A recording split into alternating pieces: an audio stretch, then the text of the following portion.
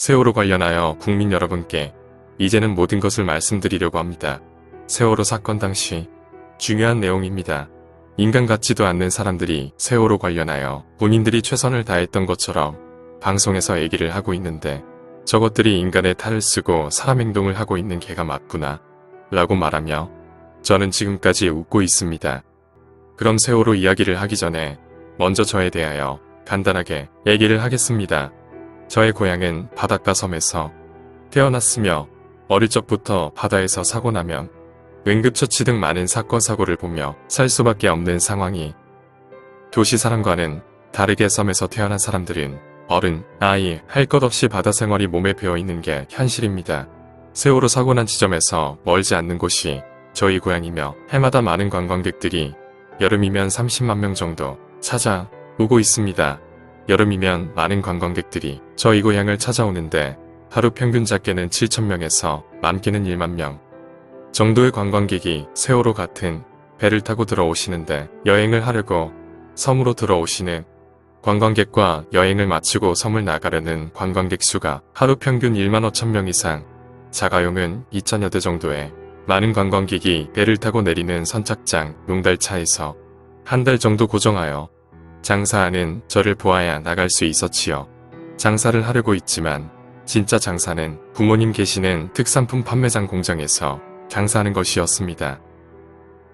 그러기에 장사보다는 배 타고 들어오시는 관광객들께 배영지도 앞에서 가이드하는 것, 여행을 마치고 나가는 차량들이 너무 복잡한 관계로 해양경찰관, 매표소 알바들, 저의 용달 차량과 내 자가용을 아지트 삼아 생활한 지 여름 피서철에만 20년이며 응급환자가 발생하면 환자 이송 중 나오면서 저에게 전화가 옵니다. 그러다 보니 생각지도 아니한 사건사고, 응급사고, 물에 빠진 사람, 교통사고 등 식물인간 된 사람들을 20년 동안을 하루 평균 2건, 3건씩 발생하는데 20여 년 동안 구했던 사람이 500여 명은 된 것 같습니다. 살려주신 분 중에 살려줘서 고맙다고 여름 휴가를 저희 집으로 해마다 오신 분들도 몇 분 계셨지요. 응급환자가 낮에 발생하면 관할 파출소에 연락하여 파출소장님께 헬리콥터로 응급환자를 최대한 빠르게 육지로 이송하도록 협조가 잘 되었지만 초저녁과 늦은 시간에 응급환자가 발생하면 최대한 빠르게 육지 119에 연락하여 준비하도록 협조, 구한 다음 해양경찰, 보트처럼 빠른 일반 사성배로 관광객을 구하는 게 저희들의 생활이었습니다. 여름에는 응급환자가 많이 발생하다 보니 항구에 정박해서 다음날 첫 출항하는 여객선에서 잠을 자는 게 생활이었으며 물에 빠진 사람을 급하게 구하다 보니 핸드폰을 7개나 침수하여 고장이 나서 제사비로 다시 구입하는 일이 허다했지만 물에 빠진 응급환자를 살려내기가 바빴을 뿐 무엇을 바라고 한 것이 아니었기에 물속에서 살아서 나와준 것만으로도 고마웠습니다. 저희는 바다에서만큼은 응급환자를 구하는 순간행동이 빨랐으며 모든 연락망과 지역 면사무소, 지역 파출소, 저녁 응급환자는 해남 땅 끝으로 119국처로 연락하며 달렸습니다. 오죽하면 아버지께서 물에 빠진 사람 빨리 안 죽는다. 핸드폰 좀 놓고 다이빙하라고 하셨을까요? 그럼 세월호 관련하여 짧은 뉴스를 시청하시고 와서 세월호 사고 당시 민원 관련 얘기를 시작하겠습니다.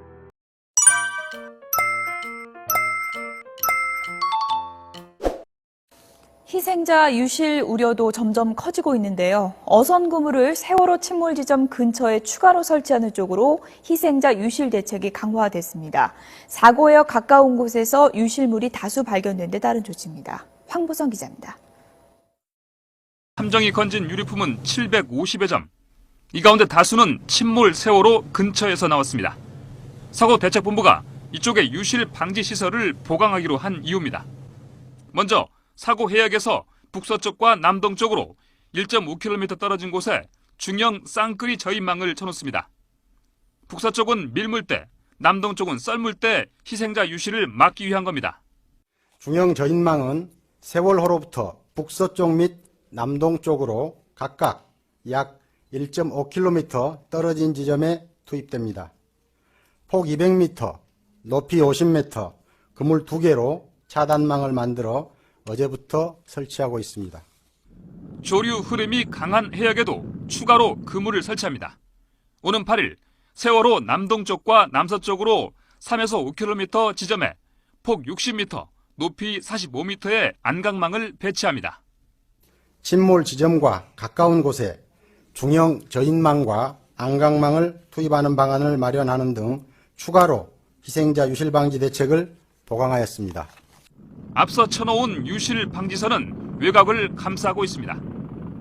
세월호 남동쪽 7km와 북서쪽 15km 지점에 다짜망이 각각 5km와 8km 길이로 길게 배치되어 있습니다. 그 바깥으로는 반경 40km 라인을 저인망 어선들이 지키고 있습니다. 맨 바깥의 반경 60km 구역에서도 어선과 관공선, 항공기가 지켜보고 있고 사각지대인 무인도 200여 곳의 해안가에 어선들이 동원돼 수색하고 있습니다. 대책본부는 대통령 지시에 따라서 앞으로 매일 희생자 유실 방지 대책과 활동 실적을 가족들에게 상세히 설명합니다. 세월호 침몰 사고 발생 열 하루째 수색 작업이 길어지면서 시신이 선 내에 있지 않고 배 밖으로 유실될 우려가 커지고 있는데요. 시신 4구 가운데 한 구 정도가 선 내가 아닌 주변 해역에서 수습됐습니다. 오유린 기자의 보도입니다. 지금까지 발견된 시신 180여 구 중 45구가 여객선 밖에서 수습됐는데 4구 중 1구가 선체를 벗어났습니다. 범정부 사고대책본부는 침몰 지점 반경 8km를 작전구역으로 정하고 수색 작업과 동시에 시신 유실 방지에 대비하고 있습니다. 이를 위해 침몰 지점을 중심으로 3중 원형 수색구역을 설정했습니다. 맹골수도 앞뒤로 13km에 이르는 다짜망 그물을 쳐놨고 어업지도선 세척도 투입해 사고 해역 외곽 40km에서 60km까지 수색하고 있습니다. 가족들이 염려하는 시신 유실 방지를 위해 저인망 어선 8척, 체납기 어선 10척 등 36척의 배를 투입하고 있습니다. 하지만 시신 유실에 대한 우려는 여전히 높습니다. 침몰 직후 시신이 유실됐을 가능성이 있지만 유실에 대한 그물 설치는 지난 22일에야 이뤄졌습니다.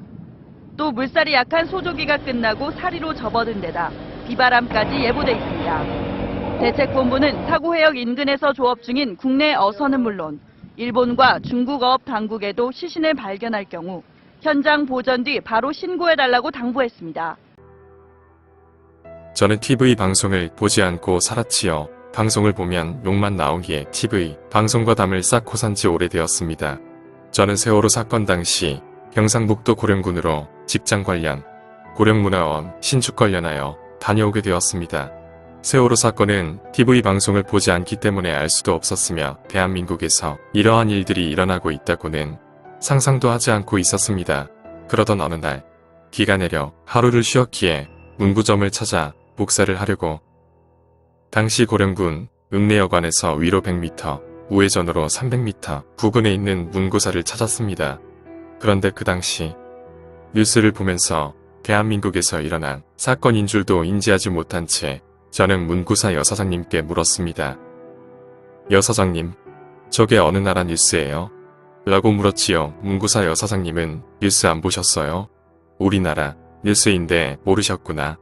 지금 전라도 진도 앞바다 인근에서 수학여행 가는 배 세월호가 전복돼서 사망자가 말할 수 없을 정도로 생겨나고 있잖아요. 애들이 불쌍해서 어찌하나? 라고 말하는 것이었습니다. 세월호 3일째 되는 2014년 4월 18일 금요일날 뉴스를 접하게 되었으며 저는 경상북도 고령에 있었습니다.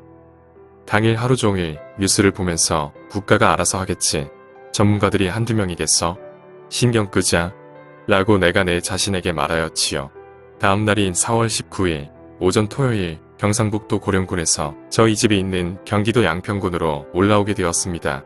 2014년 4월 19일 날 경기도 양평을 올라오니 많이 피곤하더군요. 4월 20일 일요일 날 아침 일찍 부모님 계시는 제주도 추자도를 바라보는 섬 고산 윤선도 우암송시열 선생님께서 귀향하신 곳 전라남도 안도 고길도로 부모님께 안부 전화를 드렸습니다. 그런데 아침부터 약주를 드시는 홍길동 삼촌께서 오셔서 부모님께 속이 터지는 애기를 하고 계신 것 같았으며 아버지께서는 약주하신 삼촌의 애기를 들어준 분위기였습니다. 저희 집은 동네 마을버스 정류장이며 동네 분들이 약주 생각나면 들어오셔서 편하게 드시고 가는 사랑채 같은 곳이었습니다. 저희 마을 사람들은 멸치 잡는 것을 업으로만 하고 계시며 보통 경력이 30년을 넘어 멸치 잡는 직업을 50년 넘게 하신 분이 많았으며 저희 집에서 약주하고 계신 삼촌도 50년 베테랑이었지요. 이 말은 곧 주변 바다의 물때를 정확히 파악하고 있다는 것이며 모든 고기는 물때 따라 움직인다는 것이며 세월호 주변에 관한 바다의 흐름을 누구보다도 정확히 파악하고 있었기에 저는 순간 찬물을 뿌린 것처럼 정신이 들더군요. 그럼 하나씩 말씀드리겠습니다. 태풍 때는 동네의 배들이 바람과 파도를 이기지 못하고 배가 파손되는 일이 많기에 1억이 넘는 배들을 이동하는 과정에서 태풍과 파도의 방향을 몰고 나가는 배를 보고 죽여준다. 저 높은 파도를 장난감처럼 가지고 노는구나. 라는 감탄사가 나올 정도로 베테랑이시거든요. 그런데 아침 일찍 저희 집에서 약주를 드시는 삼촌의 말로 인해 세월호 관련하여 중요한 단서를 들을 수 있었습니다. 저희 어머니께 물어보니 이렇게 말씀하셨습니다. 고기 잡으러 나갔더니 해양경찰관이 들어가라고 하여 들어오게 되었다고 말씀하셨고 삼촌께서 열받아서 하신 말씀이 핸드폰으로 인하여 싸움하는 말처럼 들렸는데 그 내용이 정말 충격적인 말이 아닐 수 없었습니다. 저희 아버지께 이렇게 말씀하셨습니다. 형님, 저는 어릴 적 10살 초반부터 아버지께서 저에게 물려주신 것은 고기 잡는 기술밖에 없었습니다. 그래서 그냥 천직으로 알고 지금까지 하고 있는데 형님 저런 등신들이 어디 있겠어. 오늘 물살이 몇 물인데 애들이 지금 세월호 밑에만 있다고 저런 연병을 한답니까? 벌써 떠밀려 내려갔어도 수십 킬로 떠밀려 내려갔지. 배 밑에만 있다고 연병 해야 되겠어요? 모르면 지역 사람들에게 물어보는 게 제일 빠른 것을 에리 그건 멍청한 인간들 하며 엄청 큰 소리로 하소연을 아버지께 말씀하신 대화가 어머니의 핸드폰으로 인하여 제 핸드폰으로 정확히 들렸습니다. 순간 저는 세월호 관련 민원을 제보하려고 어머니 나중에 전화할게요. 지금 바빠서요. 라며 급한 나머지 어머니의 말씀도 듣지 않고 빨리 전화를 끊었습니다. 그 후 저는 곧바로 114로 전화했습니다. 중요한 민원을 제시하려고 제일 먼저 전화한 곳은 유가족이 있는 진도 실내체육관이었습니다. 진도 실내체육관의 연락처를 알기 위해서 114로 먼저 연락처를 확인한 뒤 직접 전화를 걸었습니다. 당연히 연락을 받아야 할 진도 실내체육관은 절대 전화를 받은 사람은 없었으며 내 뒤를 의심하여 몇 번의 연락을 더해 보았습니다. 뉴스에서는 아침부터 저녁까지 몇 날 며칠을 나오면서 전화를 받지 않는다는 건 있을 수가 없는 일이기에 믿을 수가 없었으며 그곳에 진도 공무원, 전라남도 공무원, 행자부 파견 공무원, 유가족 분들이 수천 명 있는데 공무원들과 유가족들은 진상조사단이니 뭐니 하며 준비해놓고 전화 한 통도 받지 않는 공무원을 생각하니 욕 나오더군요. 바닷가 쳐다본다고 물에 빠진 자식이 살아나온 건 아니잖아요. 정부, 기관이나 국민들이 힘을 합쳐서 해결해도 모자랄 탄핵, 전화 불통은 응급전화 차단한 것과 마찬가지인데 이 부분에 대해서 입이 열 개라도 공무원은 할 말은 없을 것이며 세월호 유가족 역시 중요한 순간 최선을 다하지 아니하고 내 자식 살려내 라는 말만 하고 있었다는 것에 대해서 현장 상황에 맞지 않게 자식을 둔 부모로서 최선을 다하지 못한 점, 이 또한 공무원들에게만 죄를 묻기보다 내 자식에 대한 부모로서의 책임감을 다하지 못한 점도 죄가 작다고 말할 수 없을 것입니다. 진도 상황 종료합니다. 진도 실내체육관에서 중요한 민원과 관련하여 전화를 받지 않는 관계로 행정자치부에 중요한 민원을 제시하려고 연락을 드렸으나 행정자치부도 재난 상황 상태임에도 어느 누구 전화 받는 인간 하나 없더군요. 이 또한 114로 인하여 행자부 연락 두 곳을 하였으나 연락 자체가 되지 않고 일요일은 모두 퇴근한 행정자치부 본사를 두고 욕이 나오더군요. 무슨 일을 얼마나 해서 재난 상황에도 퇴근했는지 물어보고 싶다. 몇몇 사람들의 행동이 중요한 시기에 민원만 잘 받아줬어도 이틀은 더 빨리 구할 수 있었다. 너희들이 그러고도 공무원 밥을 먹는다면 진돌이와 뭐가 다르다고 말할 수 있겠냐? 나는 너희들이 진돌이보다 못한 종자라고 생각한다. 행자부는 연락 자체를 받지 않았다. 상황 종료. 국회의원들은 4월 20일 일요일에 어디에 계셨나요? 국회를 전화해보니 안 받던데. 보통 때는 야근도 잘하고 서로 죽이니 살리니 하는 척 하더니 일요일 4월 20일 날은 원래 국회에 사람이 없나요? 답을 가지고 하는 말이니 토달지 마시길. 국민이 세금을 받으면서 밥값은 해야 하는 것 아닙니까? 싸움만한 국회로 국민들 눈에 자주 보이던데. 우리나라도 일본처럼 국회의원이 근로자 임금 받고 일하는 날짜만을 월급 받으며 생활하는 게 정상 아닌가요? 세월호 당시 국회에 있었다고 말하면 혀를 갈아 마셔버리고 싶으니 거짓말은 하지 맙시다. 국회의원들, 국회도 없었고 당에도 없는 것을 확인하고 쓰는 글이니 이겨볼 생각일랑 하지 맙시다. 국민들이 볼 때 국회의원 대부분이 한심해 보이죠. 저는 솔직히 당신들이 대한민국 국회의원이라고 생각하지 않습니다. 국회란 곳이 허구한 날 싸움만 하고 월급 받아가는 국회의원은 제가 더 잘하는데. 당신들은 국회, 여당 당사, 야당 당사에 없었으며 세월호 업무 관련 국회의원으로서 무엇 하셨나요? 양심이 살아계신다면 죄책감에 평민 생활하시고 여당 야당 할 것 없이 국민 그만 좀 파시고 진정으로 국민을 생각한다면 여당과 야당에게 한 가지 제안을 하겠습니다. 국회의원들 재산이면 대한민국 빚을 모두 갚고 남는다는데 왜 여야가 이런 좋은 일은 하지 아니하고 자기들 재산 늘리는 데만 미쳐 있을까요? 나라 빚을 갚아주시면 어디 부지러지나요? 당신들이 사랑하는 국민들이 세상살이 허덕이고 똥구멍 찢어지게 가난해서 국민들이 죽겠다는데 왜요? 나라 빚 갚아주기 싫으신 거죠? 지금까지 여야 국회의원들이 국민 이름 팔아먹으며 재산 부풀렸으니 국민들 나라 빚 갚아주신 것은 당연한 것 아닌가요? 설마 여야가 국민들 이름 팔아가며 입서비스로 사랑한다고 말하는 것은 아니겠죠? 그럼 나라 빚 공동으로 갚아주리라 믿고 더 이상 욕은 안 할게요. 이건 새누리당 로고? 국민이 주신 이름?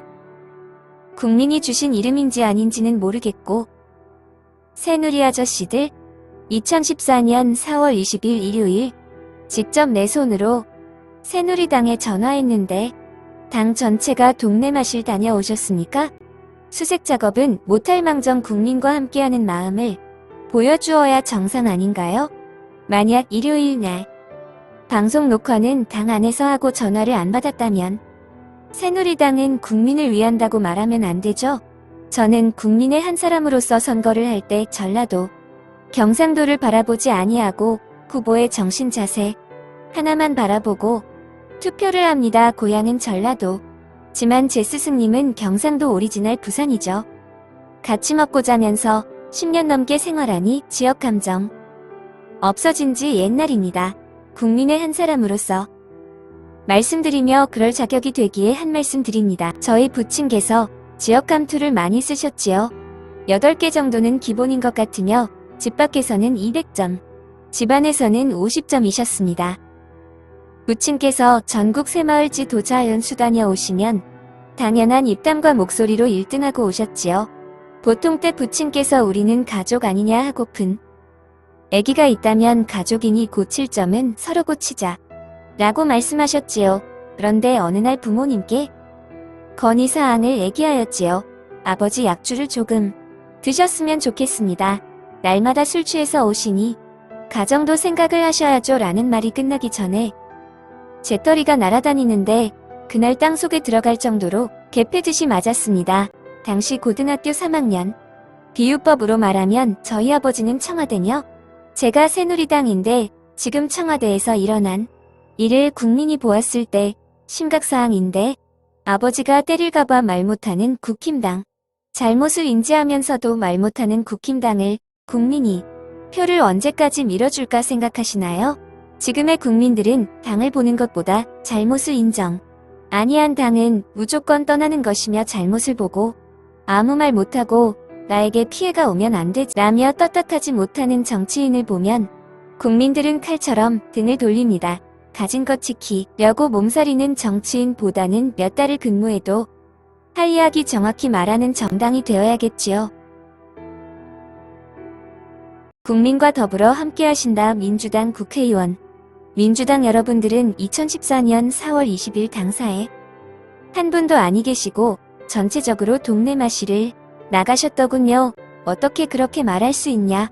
이 말씀하신 거죠. 답변은 제가 2014년 4월 20일 날 세월호 관련하여 민원을 제기하려고 급한 나머지 민주당사에 제 손으로 직접 전화 연락을 드렸으나 알람 언니가 답변을 대신해 주더군요. 훌륭한 분들께서 진도에 가셨거나 그에 따른 행정 업무를 얼마나 잘 보았는지 모르겠으나 일반 사건도 아닌 몇백 명의 사망 사건이 벌어진 긴급 재난 상황에서 민주당은 얼마나 바빴으면 민주당사 문도 열지 않고 당원 전원이 어디에서 무엇을 하셨을까요? 당신들은 세월호 때 잘못을 감추려고 국민을 속였을지 모르나 전화했던 민원인을 속일 수 있을까요? 정치판에서 민주당에 마이너스 될 문제 터지면 세월호 애기로 여세를 몰았다가 잠잠해지면 나타난 당신들은 아이들을 2번 죽인 것이죠. 한 번은 재난 상황에 전화 안 받아서 죽인 것이고 2번째는 죽은 자식들을 정치판의 희생양으로 뉴스에 사용하는 당신들은 죄인 중에 죄인이지. 민주당사가 왜 재난 상황에 문을 안 열었는지 거짓말 답변이라도 좋으니 답변은 한번 들어봅시다. 민주당이 세월호를 얼마나 팔아먹었으면 국민들이 동정하다 못해 또 세월호 얘기야? 라고 하죠. 민주당은 만약 4월 20일 세월호 관련하여 4월 20날 뉴스가 나갔다면 국민과 유가족께 씻을 수 없는 큰 죄를 지은 것에 대해 용서를 구해야 할 것이며 지금도 분명 말씀드리지만 용서 받을 수 없는 죄에 대하여 모두 확인된 바 마음에 없는 거짓된 행동들 그만해 주시고 국민들 모두가 세월호 애기로 정신병원 실려가서 사망하기 전 그만두시고 마지막으로 불쌍한 아이들 먼 길 떠났는데 조용히 좀 잘 가라고 놔두지. 심심하면 뉴스에 양념으로 나오는데 가는 발길 멈추어 다시 돌아오지 않도록 미친 짓 좀 언론에서 그만해 주시고 국회의원들 전원사표 내야 맞겠죠? 심심하면 건드려 보시던가. 세월호 관련하여 4월 20일 일요일 날 재난 상황에도 불구하고 민주당사도 새누리당처럼 전원 출근 아니함. 민주당도 세월호 관련 전화 먹통 상황 종료. 재난 상황에 세월호 민원 관련 청와대에 전화 연락을 하였으나 어느 누구 한 사람 받지 않더군요. 당시 최고의 기관인 청와대로 전화한 민원인이었기에 실망이 정말로 컸습니다. 2014년 4월 20일 모든 행정기관이 전화를 받지 아니한 관계로 급한 나머지 114로 연락을 한 후 가르쳐주신 연락처대로 청와대에 전화를 하게 되었습니다. 골든타임 시간인지라 모든 관공서가 비상사태인 줄 알았지만 목숨이 끊어져가는 순간마저 청와대도 다른 정부기관처럼 전화 받지 아니한 무능한 정부기관인 것을 알게 되었습니다. 세월호 사건 당시 청와대도 있으나 마나 하는 기관이 뉴스에 잘 나오더군요. 청와대 골든타임 긴급전화 받지 아니함. 상황 종료.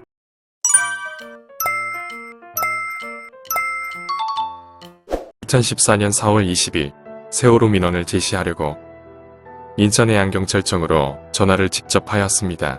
인천해경 본사에 전화를 했더니 여자 직원분께서 전화를 받았습니다. 전화 받는 게 당연해야 하는 재난 상황에서 받지 않는 곳만 보았기에 당연히 받아야 하는 전화를 해양경찰만 받아 신기할 정도로 느꼈지요. 해양경찰에 전화를 한 뒤 이름 전화번호를 얘기하고 여직원께 당시 세월호 관련하여 민원을 제시하였습니다. 나의 모든 건 이상 민원을 받은 여자의 경 담당자는 저에게 한마디 빠짐없이 정확하게 이렇게 말하였지요. 해양경찰 전화 내용. 홍길동 씨처럼 이렇게 정확한 민원을 제시한 분 없습니다. 하지만 저희는 군인입니다. 군인이기에 명령에 따릅니다. 저희 해양경찰은 끝났습니다. 라고 말씀을 하셨습니다. 저는 해양경찰을 하든지 하지 않든지는 모르겠으나 민원 내용으로 사람을 살릴 수 있는 중요한 민원임에도 구하지 않는다면 해경이 있을 필요가 없는 것이죠. 직장을 잃고 그만둘 때 그만두어도 아이들을 구할 수 있는 방법을 제시함에도 해양경찰은 끝까지 최선을 다하지 않는다면 이것은 아닌 것 같은데 분명 책임은 따를 것입니다. 애들 살리는 곳에 신경 쓰지 아니하고 본인들은 끝났다며 손 놓고 있는 해양경찰은 이해가 안 됩니다며 전화 내용을 마무리하였습니다. 아이들보다 본인들 밥줄에 신경 쓴 당시 해양경찰 상황 종료. 현장에서 수색 작업에 최선을 다해주신 해양경찰 여러분께 국민의 한 사람으로서 진심으로 머리 숙여 감사드립니다. 진심입니다. 이제부터 세월호 관련하여 영상 제보에 대하여 말씀드리겠습니다. 앞에서 말씀하셨다시피 골든 타임 시간은 지나간 상태였지만 아이들과 선생님들의 시신이라도 빨리 구하고자 1. 진도 실내체육관 2. 행정안전부 3. 대한민국 국회 4. 새누리당 당시 여당 5. 민주당 지금의 야당 6. 대한민국 청와대 7. 인천해양경찰청 본사 이렇게 정확한 민원은 받지 못하였다 하지만 우리는 군인이다 군인이기에 명령에 따른다. 인천해경도 아웃이 더군요. 그럼 우리나라 상위 기관이나 민원을 받아서 행동해 줄 수 있는 행정이 어디 있으며 남아있는 기관이 있습니까? 그리하여 4월 20일 날 일요일은 너무 많은 곳에 전화를 하다 보니 사람인지라 열도 받아서 다음날 2014년 4월 21일 아침 7시 15분경 가족처럼 지내며 막내 동생처럼 생각해 주신 SBS 보도국에 계신 형님에게 연락을 드렸습니다. 핸드폰으로 전화를 드렸더니 기자실에서 주무시다가 저 때문에 일어나는 목소리셨습니다. 잠에서 덜 깬 목소리로 형이다. 아침부터 무슨 일이냐? 길래 저는 형님 세월호 관련하여 중요한 얘기입니다. 정신 좀 차려보십시오. 했지요. 긴급 상황이라 집에도 못 가시고 기자실에서 주무신 것 같았습니다. 전화 받으며 물수건으로 닦으신 후 정신 차렸으니 말해봐라 어떤 얘기냐? 길래 이야기 도중 형님께서 아우야 형이 전라도 오리지널 사투리를 잘 모르니 내 핸드폰을 방송국 잭에 꽂아서 기자들 전체가 들을 수 있도록 방송국 기자들 모두 들을 거야. 이곳에 전라도 기자들이 많으니 하고 싶은 얘기 편하게 다 말해라. 길래 제가 이렇게 말하였지요. 형님, 지금부터 말씀드리겠습니다. 저는 섬에서 태어나고 자랐습니다. 먼저 세월호는 지역 주민 어부에게 물때라는 것을 물어보셔야 합니다. 형님 A4 용지 한 장 준비하십시오. 중간에 작은 원을 그리고 세월호라고 적으십시오. 그 다음 세월호 기준으로 동그란 원을 3번 그리십시오. 그 다음 A 사용지를 기준으로 위아래 좌우 2줄씩 지십시오. 그럼 설명을 드리겠습니다. 세월호 기준하여 원을 3개 그린 것은 애들이 떠밀려가지 않도록 그물을 치는 겁니다. 현재 세월호 주변에 몇백 대의 배들이 파도가 높아서 고기를 못 잡으며 지금 배 엔진을 켜진 상태로 배가 옆으로 돌아갈까봐 보초 서고 있을 겁니다. 주변 모든 배를 보면 멸치 잡는 그물을 모두 가지고 있습니다. 고기 잡으려는 그물을 이용하여 배하고 배끼리 옆에 그물 가진 배와 배끼리 먼저 그물 작업을 마친 후 원을 그려서 주변 배 100대, 200대, 300대를 만들어 3개의 원을 만드는 것입니다. 그 다음 세월호에서 가까운 곳부터 1번, 2번, 3번 이라고 쓰십시오. 그물을 친 뒤 일정한 시간이 흐르면 3번 제일 밖에 그물은 그대로 놔두고 무전기를 사용하여 1조 출발해 하면 그물을 쳐놓은 첫 번째 그물이 세월호를 향하여 천천히 끌면서 올라가는 것이고 두 번째 2조 출발해라는 무전을 받은 후 중간 배들 역시 천천히 세월호 쪽으로 올라가는 겁니다. 그리고 지금 파도가 높다고는 하지만 주변의 배들은 경력이 베테랑급들이며 파도가 잔잔한 것을 기다릴 수는 없고 멸치 잡는 그물을 이용하여 최대한 활용해야지 언제까지 손 놓고 기다릴 수는 없습니다. 형님 이라고 말하는 순간 SBS 기자 한 분이 제 말이 이해가 되었는지 서로 얘기를 하더군요. 제가 세월호 주변 먼 바다에도 그물을 쳐야 한다면서 전화를 마친 후 몇 분 후에 형님이 전화 오시더니 세월호 주변 몇 킬로 전방까지 그물을 쳤으면 좋겠냐 길래 저는 세월호 주변 전방 4km는 돼야 하지 않을까요? 형님 그랬더니 얼마나 바쁜지 핸드폰을 켜진 것도 잃은 채 모든 지시를 하시더군요. 그 후 형님께서 기자분들에게 내가 책임질 테니 뉴스 내보내라고 말하더니 저와 전화 마친 15분 후 월요일 아침 7시 45분경 신동욱 아나운서께서 긴급 속보입니다. 세월호 주변 전방 8km까지 그물을 치고 있습니다. 라고 속보가 뜨더군요. 저와 이야기 마친 후 곧바로 SBS 뉴스의 아침 7시 45분 뉴스에 나간 것을 보았습니다. 빠른 대책으로 방송 내보내 한구의 시신이라도 구할 수 있도록 최선을 다해주신 형님과 기자분들 정말 수고하셨습니다. 또한 잊어서는 아니 될 영상 올리며 세월호 얘기는 이만 마치겠습니다. 어느 관공소가 큰 소리 칠 테냐 더러운 자식들아, 양심을 가지고 세상을 살자꾸나 겪어보니 개였더라. 예수님 말씀처럼 죄 없는 사람이 돌을 던져라 했거늘 돌을 던질 인간은 있기는 하는 게냐? 세월호 유가족께 한 말씀 드립니다. 대한민국 국민들, 정말 너무나 한 가족처럼 아파하고 같이 힘들어했던 건 사실입니다. 모두 가슴에 묻고 마무리되길 진심으로 바랍니다. 민원 제공을 했던 저보다 세월호 민원을 받아서 바로 행동을 옮겨주신 SBS 방송국 기자분들을 잊지 말아주시기 바랍니다. 이번 세월호 사고에서 자신의 목숨을 던져 다른 사람들을 지키고자 했던 의로운 5명의 사연이 많은 사람들의 가슴을 울리고 있습니다. 조성훈 기자가 전해드립니다. 침몰하는 배, 선장과 선원들이 앞다퉈 달아나던 그 순간 3층 승무원 박지영 씨, 그녀의 선택은 달랐습니다. 마지막까지 배를, 어린 동생들을 지켰습니다. 어렵게 건넨 전화통화에서 아내에게 자녀들을 부탁했던 사무장 양대홍 씨. 그가 달려간 곳 역시 구명정이 아니라 자식 같은 아이들이 남아있던 객실이었습니다. 어디에서 생긴 용기였을까? 17살 검도 소녀는 생명과도 같은 구명조끼를 벗어 친구를 먼저 지켜냈습니다. 새내기 교사 최혜정 선생님은 처음 만난 제자들의 손을 차마 놓지 못했고, 물이 차오르는 배 안에서 끝까지 아이들의 탈출을 도왔던 남윤철 선생님도 끝내 빠져나오지 못했습니다. 부끄러움만 넘쳐났던 참사 속에서도 자신을 버려 친구를, 제자를, 승객들을 지키려 했던 5명의 의인들. 이들을 의사자로 지정하자는 청원운동까지 벌어지고 있습니다. 세상 사는 이야기. 이제는 무거운 얘기는 모두 접고 보길도에서 사람 구한 사연을 올려드릴까 합니다. 이런 일은 없어야겠지만 언제나 여행 다니실 때 조심해서 다니시기 바랍니다. 보길도 섬에서 나가는 마지막 배가 떨어진 후 100m 넘게 낚시질 하신 분들, 아침까지 고기 손질한 특별한 사연입니다. 이제는 무거운 이야기는 모두 접어버리고 가슴 흐뭇한 세상 사는 이야기를 해드릴까 합니다.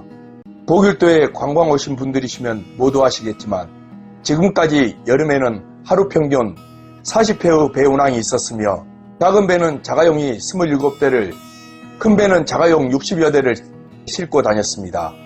모든 관광 오시는 사람들은 제가 장사하는 아지트 용달차 앞을 지나야 보길도 여행이 시작되었지요. 보길도는 섬입니다. 그러기에 많은 관광객들이 들어오지만 그만큼 마지막 육지로 나가는 배가 끊어지는 순간 관광객들이 대형 소동이 일어나는데 그 많은 대형 소동을 모두 정리하며 살아왔습니다. 저의 장사하는 자리는 매표소 알바들과 희양경찰관들의 아지트로 20년이 되었지요. 저의 얼굴을 보려면 보통은 4시간부터 심지어 10시간을 모아야 섬을 나갈 수 있었지요. 그만큼 많은 관광객이 왔었지요. 그러기에 저희는 최대한 즐겁게 여행을 마치고 나갈 수 있도록 최선을 다했던 것은 사실입니다. 제가 여름 장사만 20년에 잊지 못한 일은 반나절 보길도를 여행 오신 분이 태풍과 비바람에 6박 7일 만에 나간 것을 보았습니다. 하루는 관광객이 보길도에서 육지로 나가는 마지막 배가 떨어져서 싸움을 하는 것을 수습한 뒤 자가용으로 선착장에 일렬로 200m 이상 줄을 섰던 상태에 오고 갈 수 없는 상황이 벌어진 것이었습니다. 등대 밑에서 후배들과 낚시질을 하는데 고기가 잘 잡히더군요. 그래서 잡은 고기를 한쪽에 살려놓았더니 마지막 배를 떨어지신 관광객 분들께서 잡은 저희의 물고기를 드시고 싶은 얼굴로 쳐다보시길래 저희가 사장님 드시고 싶으세요? 회 좀 만들어 드릴까요? 라는 말이 떨어지기 무섭게 고기를 맡겨놓은 사람처럼 예 그렇게 해주세요 라는데 절반은 정신이 나가 있는 것을 보았습니다. 그래서 후배들한테 배 떨어지고 열받아서 속이 아닐 텐데 고기 몇 마리에 마음 좋아진다면 좋은 일 아니겠냐 말하면서 회를 떠서 드렸지요. 그곳에 계신 분들이 기본 5시간 이상은 배 타고 나가려다 못 나가신 분들이 있었습니다. 그래서 잘해드렸더니 회를 가지고 가서 드시지 그 자리에서 주위 분들에게 회 좀 드십시오 라고 외치니 주변 사람들이 우르르 몰려들었습니다. 그분들도 회를 드시고 낚시질을 하시더니 직접 회를 치면 될 것을 왜 모두 저희에게 가져와서 회를 쳐서 먹자고 하는 줄 모르겠습니다. 회를 100m가 넘는 구간을 회를 치다 보니 후배와 저는 죽겠는데 즐거워하는 사람들을 보니 울 수가 없는 노릇이었고 하필이면 그날따라 고기가 잘 잡혀서 울고 싶더군요. 배 떨어진 관광객들을 하는 말, 제가 이렇게 많은 여행을 다녀보았어도 이처럼 즐겁고 행복한 여행은 처음입니다. 저는 사실 검사가 직업입니다. 스트레스를 많이 받고 살았는데 보길도에서 배 떨어져서 이렇게 많은 사람들이 즐겁게 새벽까지 웃으며 가족처럼 낚시질을 하니 평생 잊지 못할 겁니다. 그 어떤 여행보다 즐겁고 행복했습니다 라고 말하는 등 저녁 8시부터 시작한 낚시질이 배가 출항하는 다음날 새벽 5시 10분 첫 배인데 다음날 큰 배 최 선장님이 내리시더니 보길도 잠 안 잤는가? 나는 자네 잠자라고 객실 시원하게 에어컨 틀어놓고 잠자는 줄 알았는데 날 센 건가? 라고 말씀하시더군요. 그래서 제가 하는 말도 마십시오 선장님. 무슨 고기가 그렇게 잡혀서 지금 이 시간까지 고기 내장만 실컷 끄집어내서 회쳐드리고 했습니다. 배 떨어진 것이 잘 됐다고 하는 사람들도 있습니다. 했더니 고생했네. 이분들 첫 배로 나갈 사람들이지 우리 쪽 배 타실 분들은 협조 구해서 정리 좀 해주게 라는 말씀을 하시는 겁니다. 그 말을 들은 저는 지금부터 순서대로 배에 올라타도록 할 테니 낚싯대를 먼저 거두시고 가족분들 한 분도 빠짐없이 확인하여 주시고 천천히 배에 오르시지요 했더니 모든 분들이 제 말에 따라 새벽 4시 40분에 움직여 주셨고 모두들 성질 내지 않고 내년에 또 온다 가시는 분들이 많았습니다. 이제는 고기가 안 잡히는 날에 오시기를 두 손 모아 기도합니다. 여행 오신 관광객을 최선을 다했지만 아픈 소식을 들었습니다. 여름에는 응급환자를 위하여 헬리콥터까지 대낮이면 관할 파출소 소장님이 협조해 주십니다. 그리고 모든 환자는 90%는 저와 해양경찰이 있는 항구로 연락이 오도록 되어 있습니다. 어느 날 응급환자가 발생했다면서 전화 오기를 보길도 형인데 지금 응급환자 발생하여 나가고 있는데 헬기 부를 수 있겠냐 라고 하는 겁니다. 저는 형님 우선 파출소 소장님께 연락을 취해보고 안되면 해남 땅끝으로 119 불러놓고 배 타고 싸야 하니까 우선 응급환자를 선착장으로 데리고 오십시오. 준비하겠습니다. 라는 말이 떨어지는 순간 보길 파출소에 연락하여 소장님 저 보길도입니다. 응급환자가 발생했다는데 낭떠러지에서 떨어져서 의식이 없다고 합니다. 헬리콥터를 부를 수 있겠습니까? 했더니 파출소 소장님 말씀하시길 보길도 선착장에 관광객이 많은가 헬기는 올 수 있는데 25분 안에 그쪽에 헬기 내릴 수 있는 자리를 만들어야 하는데 가능하겠어? 태경 소장님도 같이 계시니까 최대한 만들어 보겠습니다. 라고 전화를 마친 후 태경 소장님 25분 후에 헬리콥터 도착시킨다고 지금 이곳 선착장 주변의 차들을 모두 한쪽으로 부탁한답니다. 살려보시죠. 라고 말한 뒤 최대한 관광객 차량을 붙여서 헬리콥터 앉힐 수 있는 자리를 최대한 피해가 없도록 만들어 놓았습니다. 그 후 헬리콥터가 도착하였는데 썩을 놈의 헬기 조종사가 우리가 준비한 안쪽에서 내리는 게 아니라 관광객들이 있는 인근으로 내리는 게 아니겠습니까? 이건 너무한 거 아니냐고? 속이 터져도 헬기 바람에 응급환자는 실려보냈지만 바람이 너무 강하여 주변에 있는 관광객들에게도 엄청난 피해를 주고 말았습니다. 헬기가 내리면서 올라가는 힘의 속도로 인하여 차량과 차량 사이에서 식사하는 모든 관광객들이 흙밥을 먹게 되었으며 이 뭔 개소리야! 응급환자를 실어서 보낸 다음 헬기 바람이 너무 세게 불어서 어린애 2명이 저에게 날아와서 발에 걸리는 사건도 있었으며 애들 2명 잡고 있다 보니 저 또한 큰 상처를 입었지만 아이들을 안 다치게 하려면 특별한 대책이 없었습니다. 헬기가 떠난 후 관광객을 돌아보는데 장난이 아니었으며 목숨을 구한 응급사고이기에 많은 분들이 고통을 받았어도 참아주었지요. 그런데 1시간 후 해경대원이 하는 말, 길도 형님, 그 여자분 사망했답니다. 라는 말을 듣는 순간 마음이 씁쓸하고 어딘지 모르게 텅 빈 것 같았습니다. 최선을 다했습니다.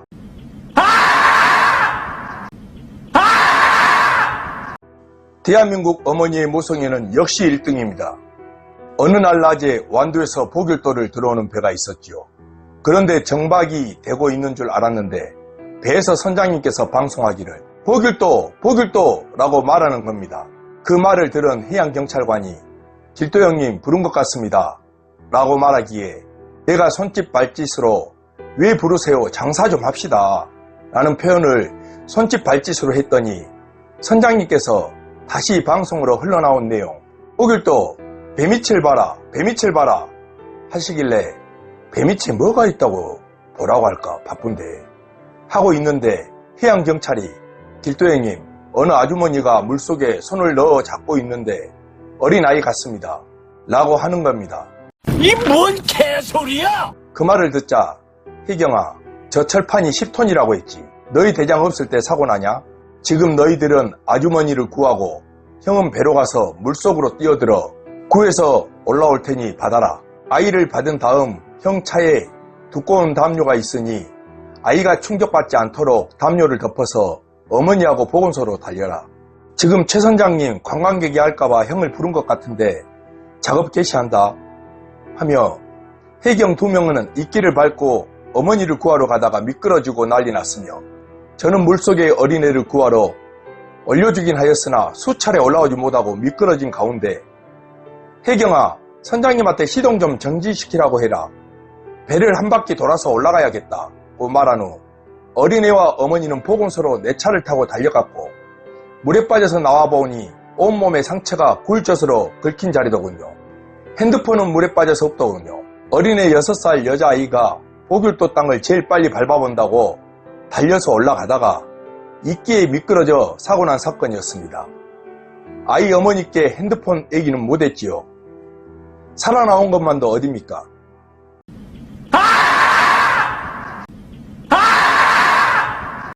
여보, 엿 먹으라니까 어디 갔다 왔어? 여보, 엿 먹으라니까 어디 갔다 왔어? 이 뭔 개소리야? 어느 날 제가 장사하는 선착장에서 어느 50대 중반의 남자분이 뇌진탕으로 떨어져 있는 것이었습니다. 큰 배들이 3대가량 못 들어오더니 장사를 제가 하고 있는데 배에서 방송으로 길도야, 앞에 사람이 잔다. 뛰어서 한쪽으로 모시고 가거라는 방송이 배에서 흘러나온 겁니다. 그 말을 듣고 배에 들어오는 선착장을 보니 이끼에 미끄러진 사람이 뒹구른 자리까지 보였습니다. 이건 너무한 거 아니냐고? 해양경찰아, 사고 났다. 저분 잠자는 게 아닌 것 같다. 가보자. 며 갔는데 이끼에 미끄러진 자리가 있었습니다. 정신을 차리지 못한 아저씨를 구하러 해경하고 갔는데 우리도 3차례 미끄러지며 구해 순차라는 파출소 차로 인하여 보건소로 모시도록 협조를 구했습니다. 그 후 몇 시간이 지난 후 저희가 살려준 사실을 얘기했는지 저희를 찾아왔더군요. 오셔서 하신 말씀 정말 고맙습니다. 사장님께서 구해주셨다고 얘기 들었습니다. 며 인사를 부자연스럽게 하시더군요. 그래서 제가 정말 다행입니다. 많이 걱정했습니다. 이만한 게 천만 다행입니다. 라고 말하고 있는데 남자분 보호자들은 급한 나머지 사고를 알 리가 없었으며 앞에 동네 큰아버지에게 엿을 사가지고 와서 하는 말, 여보 어디 갔다 왔어? 여보 엿 먹으라니까 어디 갔다 온 거야? 라는 말을 하는 겁니다. 이 뭔 개소리야? 무슨 이런 예술 멘트를 사모님이 던지셨을까요? 그날 저희는 2탄으로 싸움까지 말리고 말았습니다. 나중에 알고 보니 사장님이 약주를 드시면 쓰레기를 줍는 버릇이 있다고 하는데 바닷가에 담배꽁초를 줍다가 내진탕으로 당했답니다. 우리 모두 담배는 재떨이에 버립시다. 저는 술, 담배 하지 못합니다. 그날도 3차례 일어나다 보니 핸드폰은 부서지고 폐기 처분했지요.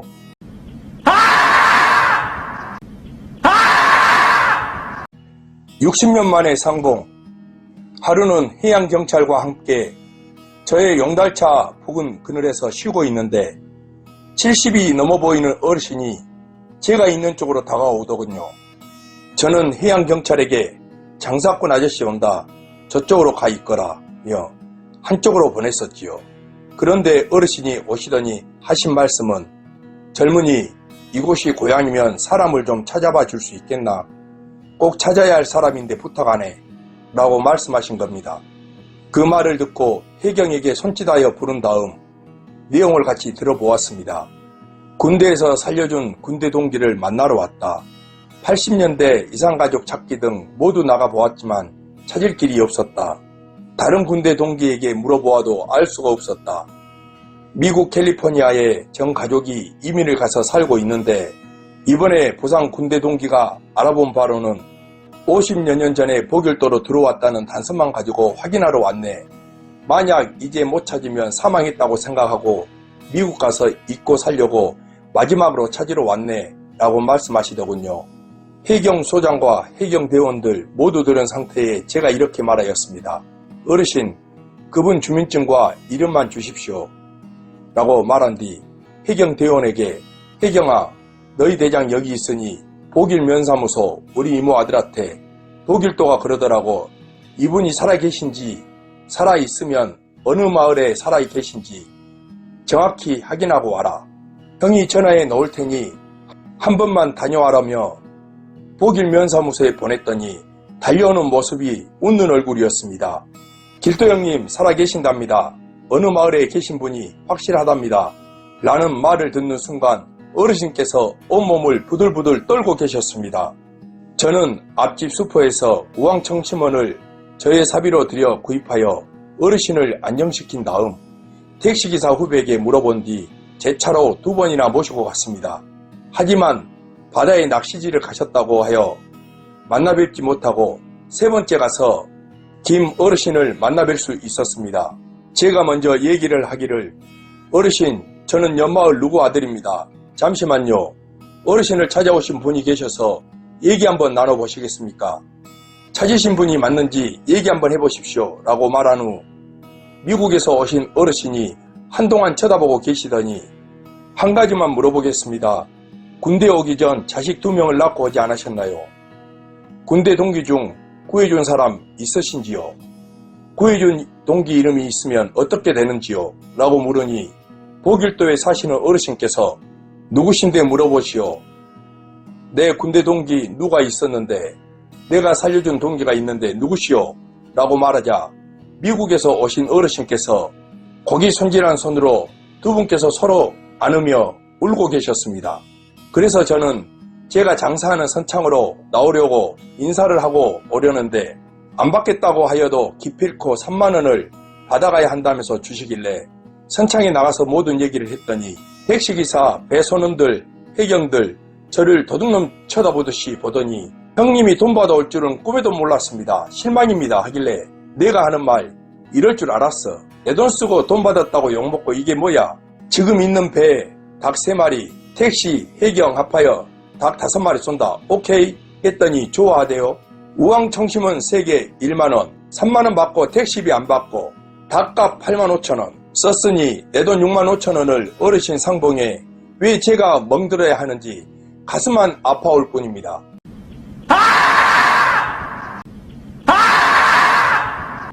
운항하는 배마다 세대에 닭 1마리씩 보내면서 친구 선장에게 말하였죠. 최 선장아, 닭 맛있지? 그 어르신이 내일 나가신다는데 너희 배 손님 없이 갈래? 아니면 그 어르신 에어컨 바람에 선장실에서 갈 수 있도록 모실래? 했더니 걱정 말어. 내가 다 무전 쳐 놓을 테니까 오시면 연락만 줘. 특급으로 모실 테니까 라고 하더군요. 그래서 제가 내 돈 들어간 비싼 통닭이다. 많이 먹어라 하며 얘기를 마쳤습니다. 다음날 어르신이 일찍 나오셨는데 통닭 먹었던 택시기사가 모시고 와서 택시비를 안 받았다고 하더군요. 어르신께서 이제 죽어도 한이 없네. 연락처 알아서 가니 연락할 수 있다네. 고맙네. 정말 고맙네. 하시길래 좋은 얘기 많이 하셨어요 라고 물었더니 옛날부터 목숨값으로 주고 싶어서 2천만 원을 가지고 오셔서 드리고 가신다고 하셨습니다. 어제 작은 배낭 가방이 모두 현찰이었던 것입니다. 60여 년 찾아다닌 어르신도 대단하시대요. 이제 가면 미국 캘리포니아로 가신다고 하셨습니다. 어르신께서 여객선표를 끊으려고 들어가려고 하니까 제가 말하길 어르신 저 어제 3만원 받고 8만 5천원 멍들었습니다. 이 뭔 개소리야? 지금 앞에 있는 배들은 어제 닭 뇌물을 먹은 배로서 그냥 올라가시면 편안히 가실 수 있도록 모두 작업해 두었습니다. 아무쪼록 건강하시고 항상 건강하십시오. 어르신 올라가신다. 선장실로 모셔라 했더니 어르신께서 고맙네 정말 고맙네 하면서 눈물을 보이시더군요. 저희는 모두 잘 가시라고 인사를 드렸습니다.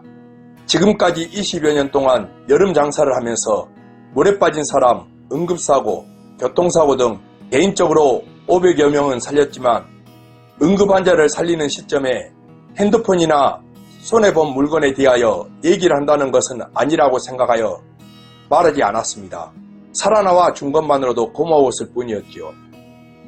세상 사는데 흐뭇한 이유는 그래서이겠지요.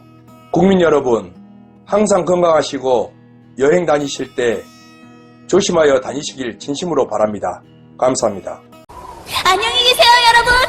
전 이 세상의 모든 굴레와 속박을 벗어나